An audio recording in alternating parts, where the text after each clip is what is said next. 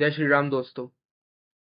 आज की जो कहानी है वो है इंडिया के एक शहर जिसको हम जन्नत नाम से भी जानते हैं, यानी कश्मीर।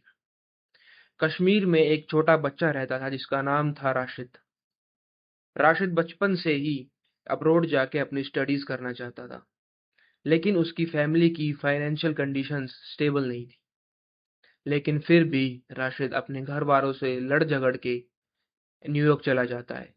राशिद के न्यूयॉर्क जाने के बाद उसकी अपने घर पे बहुत ही कम बात हो पाती थी, और उसके बाद राशिद ने अपनी स्टडीज कंप्लीट की और न्यूयॉर्क में ही सेटल हो गया।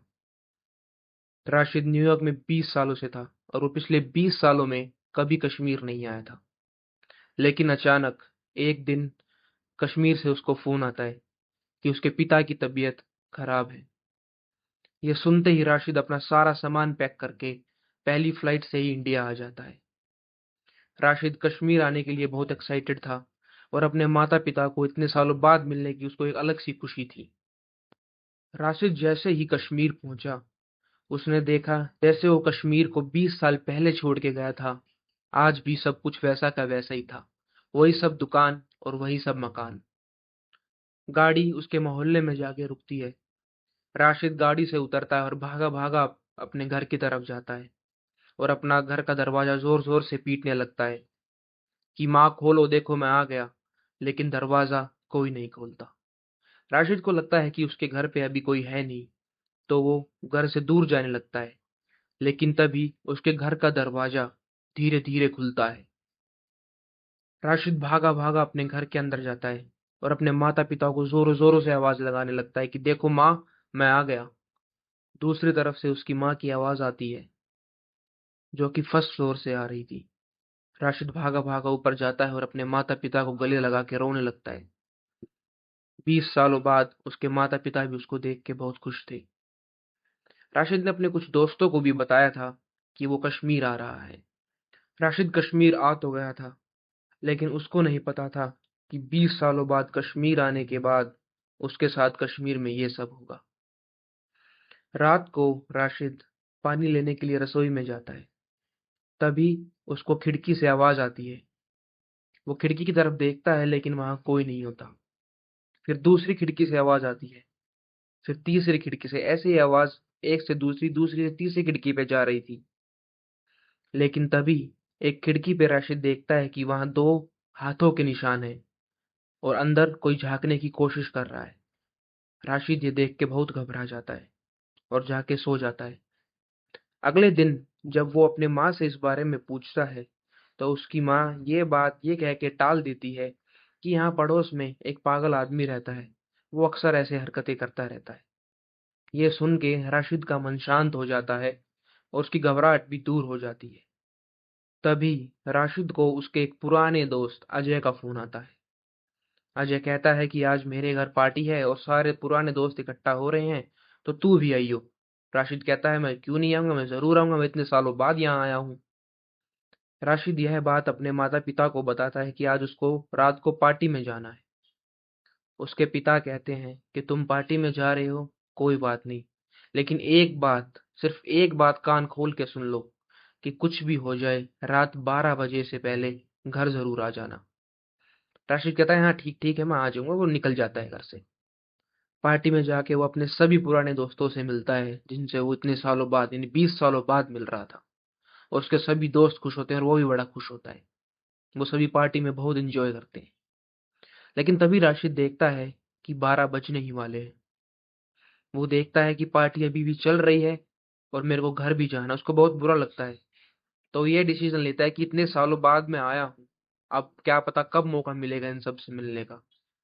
तो इसलिए वो घर जाने का प्लान ड्रॉप कर देता है और वहीं पार्टी में रुक जाता है। लेकिन तभी उसका दोस्त अजय उसके पास आता है और कहता है बहुत देर हो गई है, 12 बजने वाले हैं, तुझे अब घर चले जाना चाहिए। राशिद को बड़ा अजीब लगता है कि अजय ऐसा क्यों कह रहा है। उसने ही उसे पार्टी में बुलाया है और अब वही उसको जाने के लिए कह रहा है। राशिद ने पूछा तुम ऐसा क्यों कह रहे हो। अजय ने बताया कि जिस रास्ते से तुम आए हो, वहां पे रास्ते में एक ब्रिज आता है, गांव कैडल ब्रिज। उसने कहा हाँ, रास्ते में ब्रिज आता है। अजय ने कहा तुमको वापस उसी ब्रिज से जाना है और बहुत देर हो चुकी है। राशिद ने पूछा, वहां इस ब्रिज पे ऐसा क्या है? अजय ने बताया कि उस ब्रिज पे 21 जनवरी 1990 को कश्मीरी एक प्रोटेस्ट कर रहे थे, जहां पे सीआरपीएफ पुलिस ने ओपन फायर की थी और उसमें 50 से 60 लोगों की जान गई थी। कुछ लोग गोलियों से मारे गए थे और कुछ लोग डूब के मर गए थे। और अब जब भी कोई रात को वहां से गुजरता है तो उनको उनकी चीखें सुनाई देती हैं और उनकी आत्माएं भटकती हुई दिखाई देती हैं, मदद की पुकार लगाती हुई दिखाई देती हैं।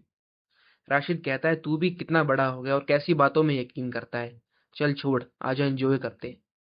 राशिद नहीं जाता, वो पार्टी में ही रुक जाता है और उन लोगों ने दोबारा से पार्टी शुरू कर दी।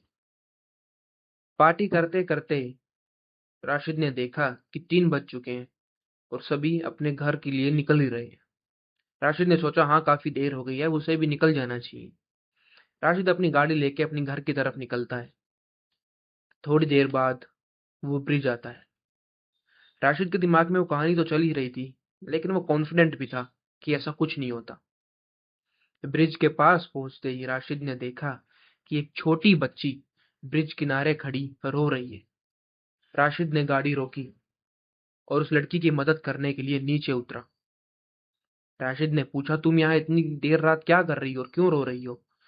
उस लड़की ने बताया कि उसके माँ बाप नहीं मिल रहे हैं, लेकिन उसको उनकी आवाज सुनाई दे रही है। राशिद ने पूछा, तुम बताओ उनकी आवाज कहाँ से आ रही है? उस लड़की ने तालाब की तरफ इशारा किया। राशिद तालाब की तरफ जाता है और देखता है कि तालाब की सरफेस पे 2 डेड बॉडीज तैर रही है। राशिद यह देख के बहुत घबरा जाता है, लेकिन राशिद उनको बचाने के लिए तालाब में कूदने ही वाला होता है कि तभी वो लड़की राशिद का हाथ पकड़ लेती है और कहती है, तुम इन दोनों को तो बचा लोगे, लेकिन इन बाकी सबको कैसे बचाओगे? राशिद कहता है, कौन बाकी सब? राशिद दोबारा देखता है तालाब की तरफ, तो वहां पे 50 से 60 डेड बॉडीज तैर रही होती है। राशिद यह देख के बहुत घबरा जाता है और जल्दी से जल्दी अपनी गाड़ी की तरफ भागता है। गाड़ी में बैठता है। गाड़ी में बैठते ही राशिद देखता है कि पूरा रोड खून से सना हुआ है।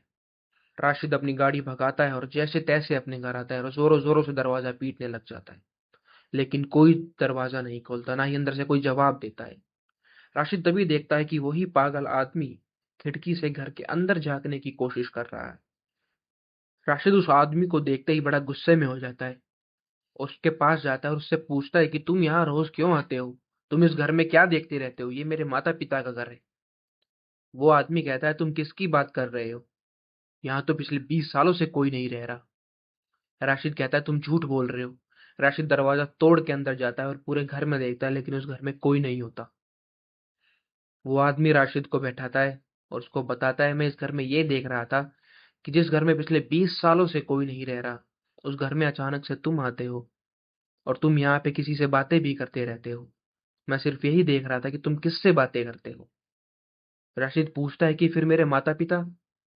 वो आदमी बताता है कि 1990 में उसके माता पिता एक प्रोटेस्ट का हिस्सा थे, जिसकी ओपन फायर में उसके माता पिता मारे गए। लेकिन ऐसा हो सकता है कि उसके माता पिता की आखिरी इच्छा सिर्फ अपने बेटे को एक बार देखने की हो, इसलिए उसे वो उस घर में दिखाई दिए। ये सब भुला के राशिद वापस से न्यूयॉर्क चला जाता है। Thank you.